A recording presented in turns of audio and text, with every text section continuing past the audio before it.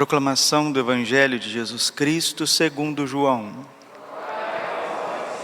Naquele tempo disse Jesus à multidão: Eu sou o pão da vida. Quem vem a mim não terá mais fome, e quem crê em mim nunca mais terá sede. Eu, porém, vos disse que vós me vistes, mas não acreditais.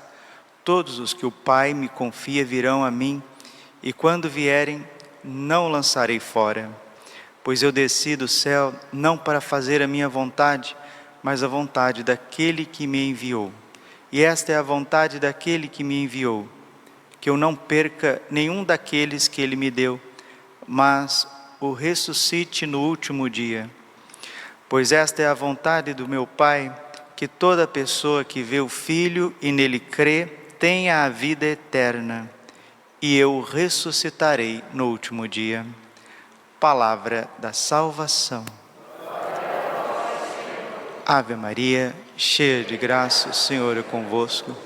Bendita sois vós entre as mulheres, bendito é o fruto do vosso ventre, Jesus. Santa Maria, Mãe de Deus, rogai por nós, pecadores, agora e na hora de nossa morte. Vinde, Espírito Santo, vinde por meio da poderosa intercessão Imaculado Coração de Maria, vossa amadíssima esposa. Jesus, manso e humilde de coração.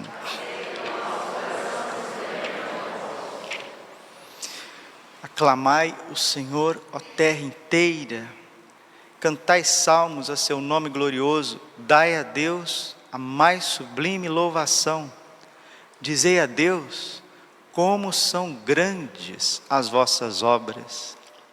Hoje nós celebramos Santo Anselmo de Cantuária, um grande santo beneditino. Santo Anselmo nasceu no Piemonte, em Aosta, na Itália, no norte da Itália, mesma região de São João Bosco. E ele entrou para a ordem dos beneditinos, o mosteiro de São Bento, e lá ele se destacou pela piedade e por profundo estudo, a ponto de ser um grande teólogo e ensinar a teologia para os outros irmãos. E ele foi eleito bispo de uma das dioceses mais importantes do mundo, Canterbury, ou Cantuária, na Inglaterra. E chegando na Inglaterra, no século XII, já com dificuldades de liberdade religiosa. Então essa questão de liberdade religiosa, isso a igreja sempre conviveu com essas dificuldades. E Santo Anselmo, que era um filósofo, um homem muito inteligente, de profunda piedade, versado na teologia, a primeira coisa que ele fez, isso eu acho incrível, porque ele era monge, ele era acostumado a obedecer, a regra de São Bento, você tem que obedecer, A obediência é o princípio da sabedoria. Os padres da igreja, os santos padres dizem: aqueles que obedecem não erram. E ele sempre no mosteiro, acostumado a observar a regra, quando ele chegou na catedral, a primeira coisa que ele fez foi chamar um cura, o cura da catedral, o responsável pela catedral. Ele falou: daqui para frente, o senhor é meu pároco, eu vou te obedecer. O arcebispo colocou o cura na catedral e queria obedecê-lo, porque quem cuida da catedral, quem manda na catedral é o cura, é o padre responsável pela catedral. E eu quero te obedecer.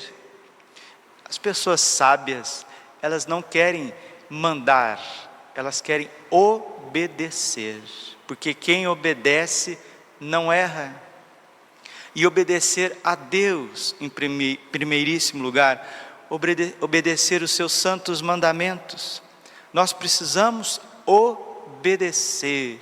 A palavra obediência vem do latim saber ouvir, ob audire, saber ouvir. E a salvação, nos diz São Paulo aos Romanos 10:17, a salvação vem por ouvir a palavra de Deus. E Santo Anselmo, com muita alegria, ele foi reformando o clero, foi levando as pessoas para a piedade eucarística, a liturgia foi sendo celebrada cada vez com mais amor, e as pessoas foram sendo evangelizadas. Os santos são assim. Aonde eles passam, eles deixam rastros de misericórdia. E nós precisamos também ser como santos. E nós temos muitos motivos para nos alegrar. Os Atos dos Apóstolos hoje terminam justamente assim. Atos 8:8. Era grande a alegria naquela cidade. E qual que foi o motivo da alegria dessa cidade, a região da Samaria? Porque as multidões seguiam com atenção as coisas que os santos, os apóstolos, os discípulos diziam. Seguiam com atenção aquilo que os santos, os apóstolos diziam. E todos unânimes, unânimes significa isso, sem divisão, um só coração, todos unânimes, o escutavam a palavra dos santos, que é a palavra do próprio Espírito Santo, pois viam milagres que os santos faziam, que os apóstolos faziam. De muitos possessos saíam os espíritos maus, dando grandes gritos. Saíam espíritos malignos, dando grandes gritos. Numerosos paralíticos e aleijados também foram curados. Era grande a alegria naquela cidade. Aonde existe abertura ao Evangelho, há grande alegria, porque os sinais, os milagres, as obras de evangelização, elas acontecem. E no Evangelho nós estamos ouvindo Jesus falando sobre o seu mistério eucarístico. E aqui está no Evangelho de São João, capítulo 6, versículo 37, um dos trechos mais bonitos da Escritura, se não for o mais bonito. Jesus está dizendo assim, e às vezes a gente passa despercebido a grandeza das promessas de Deus. Jesus está dizendo, todo aquele que vier a mim, eu não lançarei fora. Isso já resolve metade dos nossos problemas. Todo aquele que vier a mim, eu não lançarei fora, pois eu desci do céu não para fazer a minha vontade, mas a vontade daquele que me enviou. E qual que é a vontade do Pai? Qual que é a vontade de Deus? Esta é a vontade daquele que me enviou, que eu não perca nenhum daqueles que Ele me deu, mas o ressuscite no último dia. Santa Teresinha diz que a vida é um brevíssimo instante entre duas eternidades. Pois esta é a vontade do Pai, João 6,40, que toda pessoa que vê o Filho e nele crê, tenha a vida eterna, e eu o ressuscitarei no último dia. Meus irmãos, nós estamos aqui, nós estamos vivos, nós estamos aqui. Mas tem muitas dificuldades. Dificuldades Santo Anselmo teve, São Pedro teve, São José e Nossa Senhora também tiveram problemas. Todas as pessoas santas, os santos passaram por mais dificuldades do que cada um de nós. Agora, se a gente esperar, é o que está na cabeça, infelizmente, das pessoas. Eu tenho que estar com a minha saúde 100%, aí eu vou ser feliz. Eu tenho que estar com as minhas contas todas em dia, aí eu vou ser feliz. Os mais piedosos, a hora que eu organizar minha vida, conseguir fazer minhas devoções e orações, aí sim eu vou ser feliz. E agora eu estou por aí, e a hora que der tudo certinho, as coisas começarem a ficar boazinha, aí eu vou ser feliz. Se você esperar ser feliz para ser feliz, você nunca será feliz. A felicidade a gente constrói nas dificuldades da vida, no dia a dia, com as dificuldades que nos circundam, porque a alegria cristã, a alegria dos Atos dos Apóstolos, a alegria da Bíblia, não é uma alegria de falta de problemas, é uma alegria de saber-se amado. Todo aquele que vier a mim, eu não o lançarei fora. E qual que é a nossa miséria? A nossa miséria é que nós desperdiçamos o verdadeiro amor de Jesus para ficar mendigando o amor das criaturas. O que está errado na nossa vida é a hierarquia do amor. Precisávamos amar mais a Deus, com todo o coração, força, alma e entendimento. E aí sim, o amor ao próximo é um presente. Como é bom você estar ao lado das pessoas que você ama. E quem são as pessoas que nós amamos, Padre? Em primeiro lugar, são os nossos familiares. Nós precisamos estar junto com as pessoas que a gente ama e se alegrar de estar juntos. Tem gente que se entristece de estar junto. Ao invés de se alegrar, se entristece. Ao invés de aproximar, se afasta. E depois quer rezar, adorar e achar a sua felicidade. Não vai achar, meus irmãos. A felicidade que nós encontramos, ela está na Eucaristia, está no coração de Jesus e está no próximo. A alegria que você precisa para continuar a viver, continuar a sonhar, mesmo em tempos difíceis. Porque aqui nós vemos os apóstolos vivendo uma perseguição religiosa. Santo Anselmo, no seu tempo, uma perseguição religiosa. Porque o demônio, ele não suporta a Santa Missa. A gente acha que o problema da missa é um problema sanitário, um problema logístico, um problema de pandemia, de falta de lugares. Olha, isso tudo é secundário. Quem não suporta a Santa Missa é Satanás. Quantas vezes que o Padre Pio apanhava à noite, durante a madrugada, para que não celebrasse a missa de manhã. E uma vez uma mulher chegando possessa, assim como nós estamos vendo aqui no Atos dos Apóstolos, percebam que a igreja não muda, né? A história da salvação é a mesma, Deus é o mesmo, Deus não muda, diz Santa Teresa d'Ávila.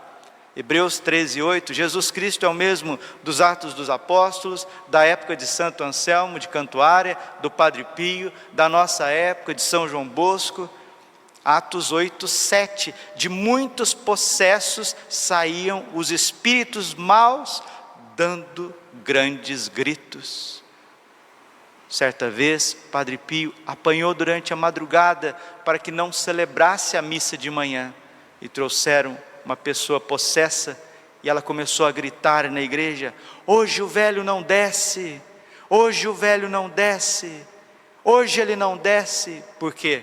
Porque o demônio, ele tem pavor da Santa Missa, porque quando celebramos a missa, o padre, o sacerdote, celebra uma missa em estado de graça, não em pecado, porque se o padre celebra uma missa em pecado, ele não está atraindo graças para a região, ele está atraindo desgraças, porque o pecado não é pecado só para o leigo, é pecado também para o sacerdote. 1 Coríntios capítulo 11, versículo 27, aquele que come e bebe deste pão e deste cálice indignamente, comunga a própria condenação. E uma vez Santa Teresa d'Ávila, ela viu um padre celebrando em pecado mortal. A hora que o padre levantou o cálice com a hóstia consagrada, com o corpo e o sangue de Cristo, ela viu 2 demônios com os chifres atravessados no pescoço do padre. Isso não atrai graça na terra, isso atrai desgraça, isso atrai destruição, isso atrai guerras, isso atrai dispersão do povo. Por isso que precisamos rezar pelos sacerdotes, precisamos ter uma corrente de intercessão pelos sacerdotes, precisamos rezar o rosário, os cenáculos, consagrar os sacerdotes ao coração imaculado de Maria. Aí alguém pode dizer, mas que os padres que rezem por eles. Ah, muito bem, que bonita essa lógica, né? Os padres que rezem por eles. Se o próprio nosso Senhor Jesus Cristo no horto pediu oração para os apóstolos, então agora nós vamos viver uma igreja onde nós viemos para receber o que nós precisamos, sem um mínimo de comprometimento, de intercessão e de serviço? Isso não é a igreja católica, isso é doença na cabeça de pessoa. Isso precisa ser vencido com a luz do Espírito Santo. Precisamos ser como a Virgem Maria, intercessores constantes pelos sacerdotes, para que eles possam celebrar na graça de Deus, para que possam viver uma vida piedosa, uma vida santa, de entrega. Aí atrairá as graças de Deus sobre aquela paróquia, sobre aquela região. Se tem regiões que estão perdendo o fervor, se tem regiões que estão perdendo a luz do Evangelho, porque ela vai apagando em primeiro lugar no coração dos sacerdotes, dos padres. Zacarias capítulo 13, versículo 7, fere o pastor e as ovelhas serão dispersas. Padre, precisamos acudir os sacerdotes, como a Virgem Maria acudiu os apóstolos. Acudiu é o verbo da minha avó, né? Acudir é socorrer. Socorrer os sacerdotes, como Padre, com o meu rosário, oferecendo a Santa Missa. Oremos no início da missa, oferecemos, comungando em ação de graças, vendo certas situações difíceis e não sendo um trenó triturador de julgamentos e de calúnias muitas vezes, e às vezes até não é nem calúnias, não, é levando mesmo coisas pertinentes, é falando coisas que a gente está vendo, mas se a gente ama de verdade o sacerdócio de Cristo, ou a gente fala com o Padre, ou a gente fala com os Sagrados Corações de Jesus, Maria e José. Não fica triturando os sacerdotes, porque quando vai triturando os padres com conversas, com leva e traz, vai enfraquecendo todo um povo, toda uma região, toda uma paróquia, vai enfraquecendo as próprias crianças e os adolescentes, porque o padre, ele é o canal da graça. Por isso, nos tempos finais, o anticristo se levantará contra os sacerdotes, porque sem padre não há missa, e sem missa não há luz sobre a face da terra. Padre Pio sempre dizia, é mais fácil que exista a terra sem o sol, do que sem o santo sacrifício da missa. O anticristo vai perseguir os sacerdotes, o anticristo vai perseguir as santas missas públicas, mas não é por causa de pandemia não, é porque ele não suporta o mistério do altar. Porque quando a gente vem na missa e participa da missa com adoração, participa da missa com fervor, participa da missa com alegria, diz Santo Tomás de Aquino, a Santa Comunhão destrói a ação do mal sobre a nossa vida. E Jesus está dizendo para você hoje, todo aquele que vier a mim, eu não lançarei fora. Quando você vem à missa, e católicos do Brasil, católicos do mundo, não deixem de ir à missa, vão à Santa Missa. Santo Agostinho diz que os santos anjos da guarda contam os nossos passos quando saímos da nossa casa para ir à missa. A Igreja Católica, o corpo e o sangue de Cristo não são virtuais. Podemos ouvir uma homilia, podemos ouvir uma Santa Missa transmitida, sim, amém. Tem pessoas de idade, tem pessoas doentes, mas você que está vivo, você que tem os olhos brilhando no teu rosto, você que tem mãos, que tem pés, busca o Senhor, vá à Santa Missa, participe do mistério eucarístico, confesse os seus pecados, não caia nesse engodo, não caia nessa tentação de ser um católico em casa, um católico virtual. Não faça isso, porque Jesus está dizendo, vinde a mim todos vós. Mateus 11, 28, vinde a mim e eu vos aliviarei. E eu não sei se o amor consegue essa distância por muito tempo, né? Que papai, que mamãe zeloso, zelosa, que consegue ficar longe dos seus filhinhos por muito tempo, que consegue não abraçar os seus filhinhos, não beijar os seus filhinhos, que esposo zeloso, que esposa zelosa, que consegue ficar longe por muito tempo. A gente percebe muitas vezes na história e até em filmes, quando os soldados iam para as guerras distantes e atravessavam os continentes, o soldado lá no fronte de batalha, quando ele parava, apertava o crucifixo, rezava, pensava na sua esposa, pensava nos seus filhos. O amor é uma atração que une as pessoas que amam, e ficam com essa conversa mole, que vai tendo um catolicismo virtual. Isso é diabólico, como foi na época dos apóstolos, eles não queriam que os apóstolos celebravam. Como foi na época de Santo Anselmo de Cantuária, que nós estamos celebrando aqui, uma perseguição religiosa. Como foi na época do Padre Pio, que apanhava porque não queria que ele celebrasse o santo sacrifício da missa. Então, meus irmãos e minhas irmãs, ouça o que o Espírito Santo está te dizendo. Não fique em casa, não fique em casa. Se você vai ao supermercado, se você vai ao banco, se você toma aí os transportes públicos, se a gente vai trabalhar, se a gente vai no hospital, se a gente vai no laboratório, no dentista, se a gente faz tudo na sociedade, por que a gente vai deixar a missa de lado? Diabólica esta mentalidade. Sejamos homens de fé, sejamos mulheres de fé, com toda a prudência, com toda a racionalidade.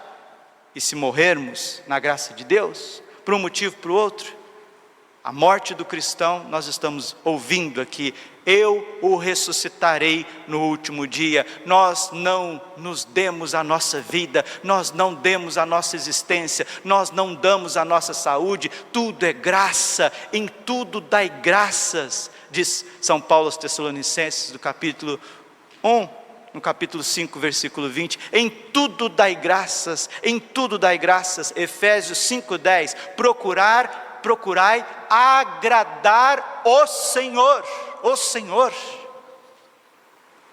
Sejamos homens de fé, mulheres de fé, crianças, jovens, família religiosa, é isso que vale, porque esta mentira, esta névoa, essa sombra, não é por conta de um problema X ou Y.